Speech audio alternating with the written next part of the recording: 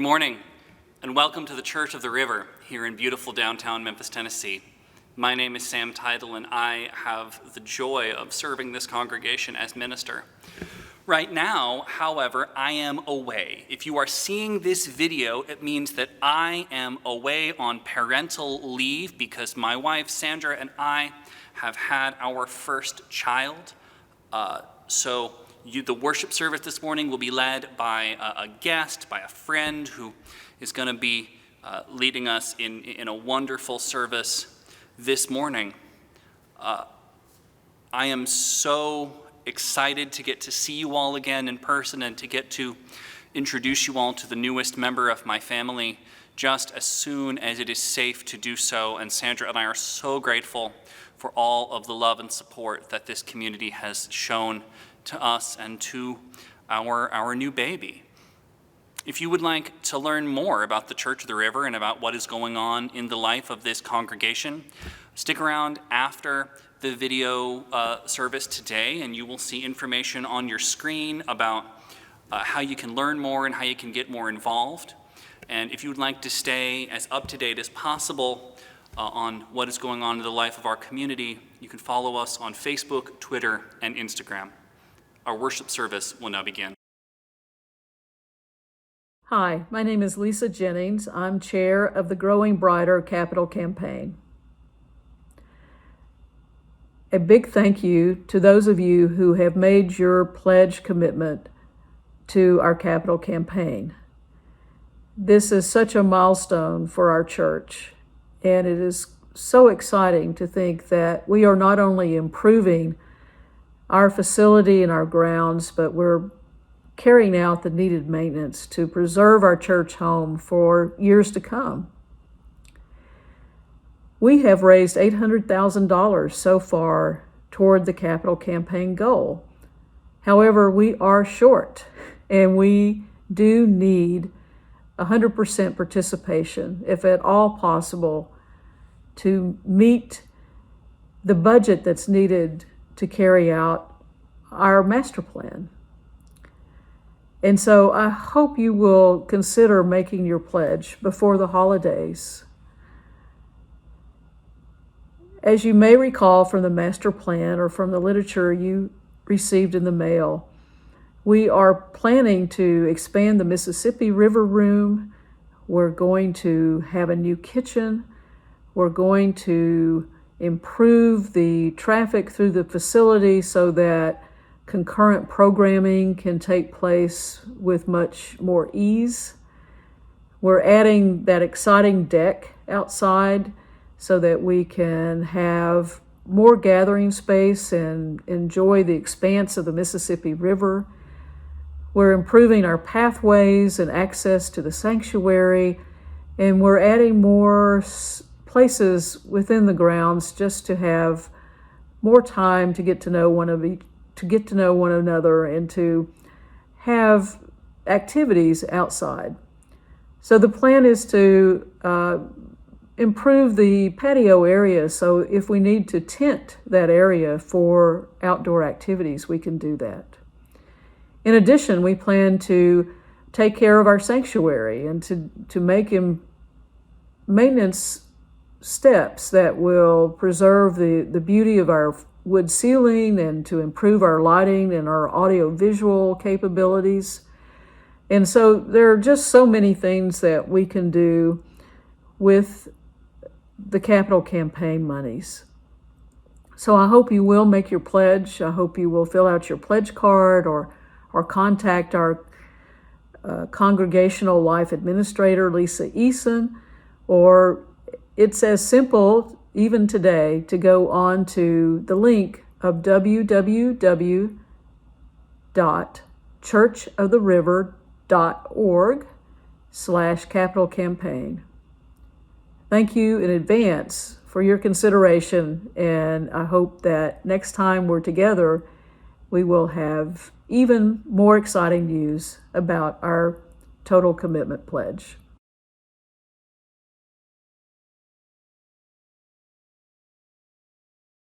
Friends, I am delighted to be with you this morning. My name is Beatrix Weil. I serve as the chaplain of Rhodes College, and Parish Associate of Evergreen Presbyterian Church in Memphis, Tennessee.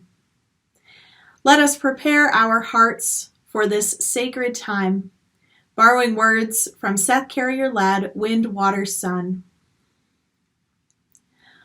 Wind that whispers through the willow trees, sun that sustains us, water that washes over willing earth and weathered stones, a smile shared and savored, a child's squeal of delight as she dances in the daisies and daffodils, the quiet joy of gathered community, even if it's virtual. This is the spirit of life and love that we call forth now into this gathering. May this spirit infuse our hearts, fill our souls, and carry us forward like a wave on the ocean. As we enter now into this sacred time and space, come, let us worship together. Next, let us light our chalices, my favorite part of the UU service, borrowing words from Ben Sewell, As the Wild Wind Bites.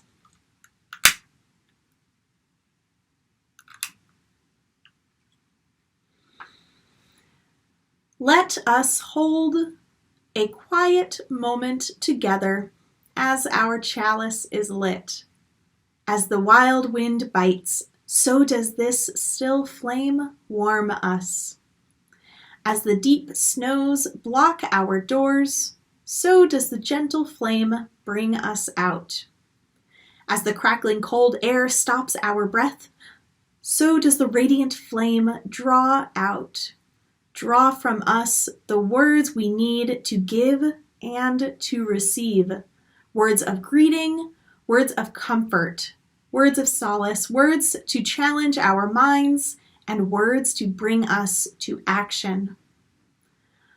Let us gaze upon this, our common flame, so that we remember who we are and what we can do when we are together.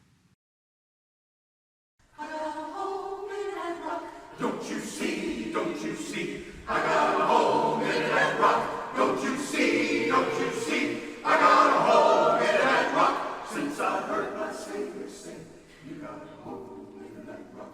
Don't you see, Richmond eyes are just so. Don't you see, Richmond eyes are just so. Don't you see, Richmond eyes are just so. But he found a home below.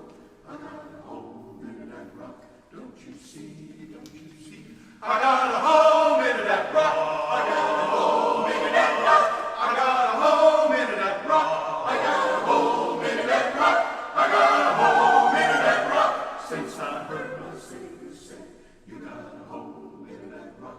Don't you see, I got a home in that rock. I got a home in that rock. I got a home in that rock. I got a home in that rock.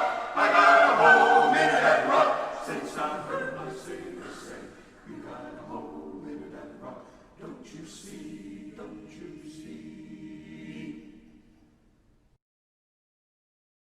It is that time of our church year when we celebrate the season of Advent, a ritual that comes to us from the Christian tradition.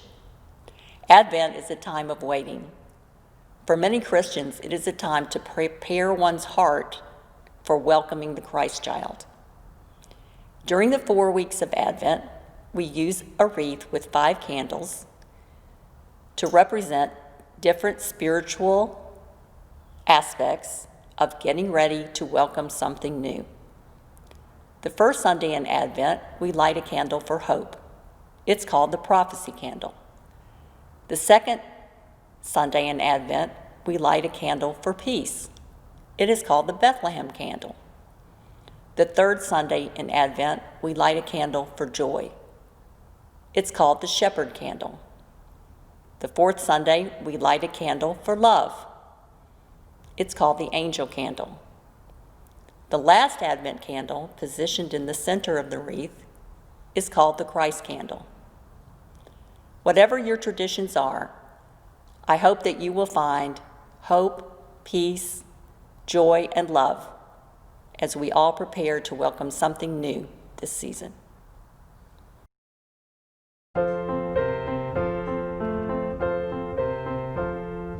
This is Advent, time of hope. Watch us light our candles as we come together. Live in hope, live in hope. This is Advent, time of peace, time of peace. Watch us light our candles as we come together. Live in peace, live in peace. Today we light a candle for hope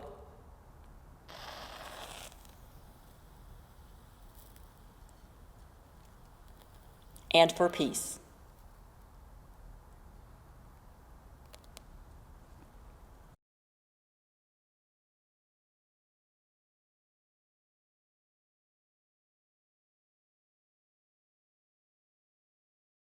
Our first reading is a poem by Reverend Dr. Elizabeth Stevens. Oh, my dear ones, I know you were hoping for a once and done, for an earthquake, for a tidal wave, hoping that if we gave it our all, a single push would be enough. That after this we could sink back into complacency, back into the comfort of our privilege. I confess in the secret corners of my heart, I wanted to believe it could be that easy, that justice would emerge as from an egg fully grown, not with wet down and weak wings. But beloveds, we are chipping away at a mountain, not a boulder. Calcified structures created to oppress, control, kill. Thousands of years with this stupid idea that some are more worthy. Some deserve power by virtue of who they are, what they look like, which tribe they claim. Erosion is slow work, sweethearts. Celebrate the progress, the triumphs. Celebrate also the heartbreaking almosts. Breathe. Rest for a time. Then get up and turn again toward kindness, toward your neighbor in need, toward those who are still trapped in the stone. Tell them, I won't give up. Tell them I am with you. Tell them, for you I will learn to eat rocks. For you I will keep chewing, keep grinding until the mountain crumbles to dust. Holy wisdom, holy words.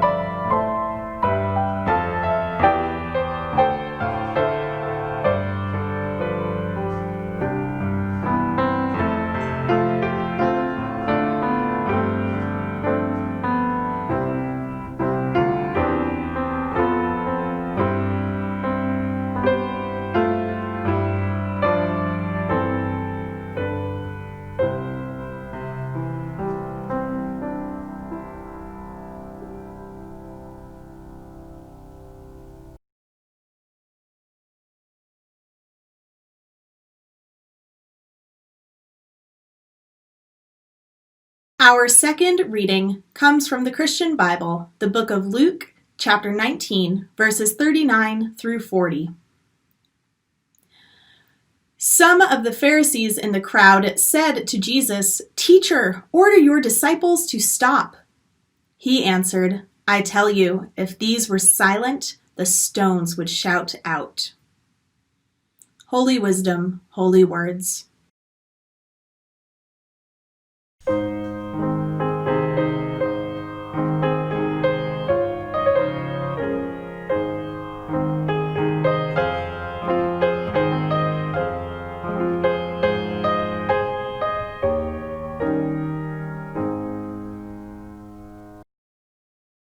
Please pray with me.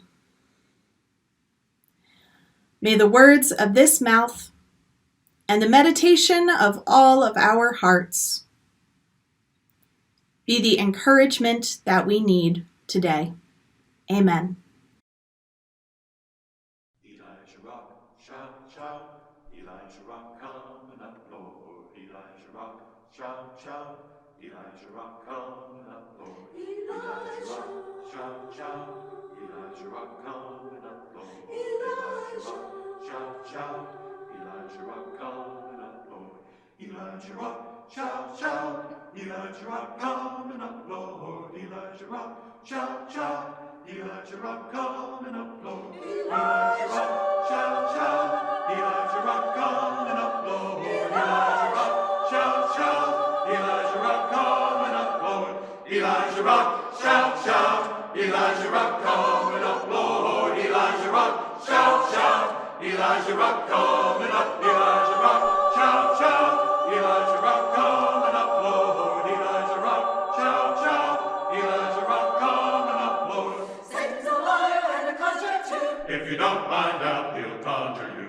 If I could, I surely would. Just stand on the rock where Moses stood. Rock, Elijah rock, shout, shout about Elijah, Elijah, Elijah rock. We're gonna shout, shout, shout about Elijah rock coming up, Elijah rock coming up, Elijah rock coming up, Elijah rock, shout, shout, Elijah rock coming up, Lord, Elijah rock, shout, shout, Elijah rock coming up, Lord, Elijah rock, shout, shout, Elijah rock coming up, Lord, Elijah rock, shout, shout, Elijah rock coming up, Lord, Elijah rock, shout, shout, Elijah rock coming up, Lord, Elijah rock, shout, shout, Elijah rock coming up, Lord, Elijah rock, shout, shout, Elijah rock coming up, Lord, Elijah rock, shout, shout, Elijah rock coming up, Lord.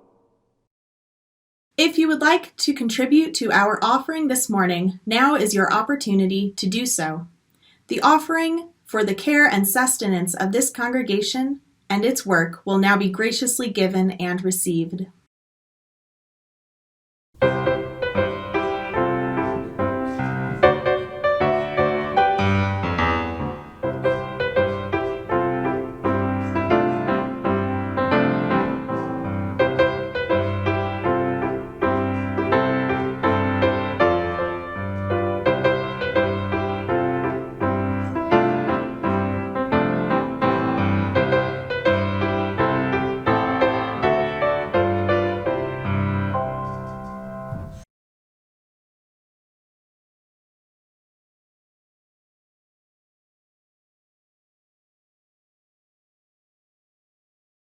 One of the special treats of preaching at this church is that I give myself more freedom to lean on what we learn from nature and science in my sermons. I recall when we were in person that during the service you could sit back and watch the Mississippi roll by. This earth has so much to teach us. In my sermon blurb, which I'm sure you all noted attentively, I invited you to take notice of the stones, boulders, and rocks that you encountered in the previous few days. What did you notice? Did you see any gravel or sand? Tiny specks that resulted from the chipping away of a large rock? If you were someplace where it rained, did you notice any muddy earth that could easily send someone tumbling? Did you hold a stone in your hand and notice its jagged edges or its smooth features? Maybe you drove through Tennessee or Arkansas and saw a mountain. If you did, or if you can just picture a mountain with me, imagine trying to move it. Quite a task. This morning, we will wonder together, how do we move a mountain? The mountain in Reverend Dr. Elizabeth Stevens' poem is the mountain of injustice. She describes the mountain as such: calcified structures created to oppress, control, kill. Thousands of years with this stupid idea that some are more worthy, some deserve power by virtue of who they are, what they look like, what tribe they claim. The mountain we seek to dismantle is domination of one over another. Domination in every form. White people's individual racism, both covert and overt, and systemic racism that bars Black people, people of color, and Indigenous people from existing freely in the United States. Men's use and murder of girls, transgender women, and gender non-conforming individuals. Every action that created a landscape in which we tolerate and expect the most disenfranchised to risk their lives in a pandemic so as to protect the almighty stock market. All of these things and the tiny daily ways we permit and perpetuate them. This is the mountain we are trying to move. How do we move a mountain? Let's start at the top, or rather, the bottom. The main way mountains are formed is when two tectonic plates crash into each other and the land is pushed upward and we get a mountain. The science teachers and scholars in the congregation, and I know for a fact that there are scholars and science teachers in this congregation, please forgive me and allow me these paraphrases of your lessons. Now, there's a kind of push and pull between the forces of erosions and landslides and that upward force of those crashing tectonic plates. And gravity, of course, keeps the mountain in check some. Erosion happens when running water literally breaks apart the rocks of a mountain. And erosion also happens when rain chemically alters the mountain's substance. Climate patterns, particularly temperature, can impact rates of erosion. And those changes are extremely slow. Erosion and landslides, extremely slow changes. And sometimes there's a major change, like a volcanic eruption or an earthquake, which can affect the height of a mountain up or down in a matter of seconds. It's not as simple as I thought. Before my research for this sermon, I guess I assumed I knew how mountains were leveled, and I was going to ask you to envision the Mississippi River and then liken that to the forces of erosion, how we move a mountain. But erosion is just one part of the story.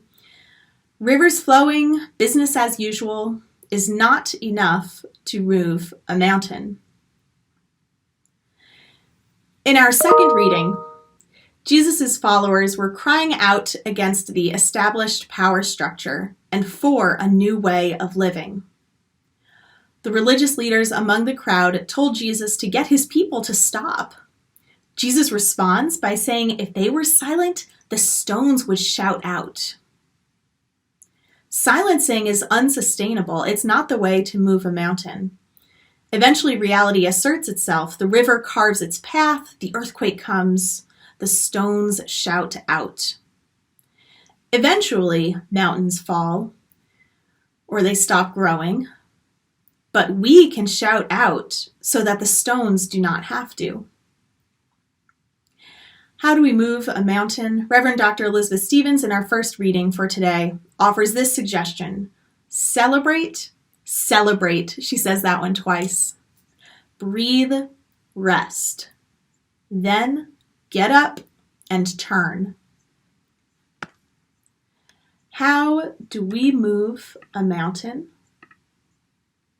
We rest, and then we get up. In my own life, I know that I do not give enough sacred space to Reverend Dr. Stevens' first directions. Celebrate, breathe, rest. Barbara Brown Taylor says in An Altar in the World that there is no talking about Sabbath rest without also talking about Sabbath resistance. Individuals without rest create a culture without rest. But individuals who rest create a culture of life and life abundant. Celebrate, as Reverend Dr. Stevens says, celebrate. The change in the season, for example. We've had some nice weeks of autumn, and now we enter the notoriously frigid Memphis winter. Celebrate that change in season. Find ways to savor it and drink it in. Take time to breathe and pause as our national government changes and we enter the strange time of a president on the way out and a president on the way in. Take your rest as we near the end of 2020, the year winding down to a natural pause when time stands still. In this liminal space, celebrate, breathe, and rest. We pause not because the work is complete, because the seasons have changed, or because we have a new president, or because 2020 is ending. The same concerns that existed yesterday, concerns about racism, sexism, transphobia, classism, justice, and community health, all of these concerns are going to continue into 2021 and into the future. We rest not because the work is done, but because we need to replenish in order to continue seeking justice, to continue chipping away at that mountain. Sikh activist and lawyer Valerie Kaur proposes that we are not in the darkness of the tomb, but rather the darkness of the womb. Womb darkness nourishes life, promotes growth, prepares for change. She asks, what does the midwife tell us to do? Breathe, and then push. In the same vein, Reverend Dr. Stevens gives us our next directions. Her poem says, then get up and turn again toward kindness, toward your neighbor in need, toward those who are still trapped in the stone. Tell them I won't give up. Tell them I am with you. Tell them, for you I will learn to eat rocks. For you I will keep chewing, keep grinding until the mountain crumbles to dust. How do we move a mountain? We rest, and then we get up. We celebrate, breathe, rest. Then we get up and we turn again. A little bit of erosion. The voice in the meeting, constantly bringing up the awkward questions. How will this affect the people who are most vulnerable? Whose voices are we ignoring or silencing? The old ways no longer serve us. Why can't we do this a different way? That's that sand and gravel that you noticed this week, chipped away from a larger rock. A little bit of erosion. A landslide here and there. Gathering your friends and your church to move for justice, organizing people and money to create power. Micah, the Memphis Interfaith Coalition for Action and Hope, is good at this practice. That's that muddy scenery that causes slipping and sliding, a landslide here and there. Sometimes a volcanic eruption, taking a stand for what is right, even when it comes at your own expense, even if it takes something out of you. Giving up something so that others might be freer. Sometimes a volcanic eruption. And sometimes we move a mountain with an earthquake, letting ourselves be rocked by new experiences and greater empathy for all who are dissimilar from us, smoothing our own jagged edges as we confront the racism, sexism, transphobia, and classism inside of ourselves. For you, I will learn to eat rocks, chewing and grinding until the mountain crumbles to dust. How do we move a mountain? We rest, and then we get up. Amen.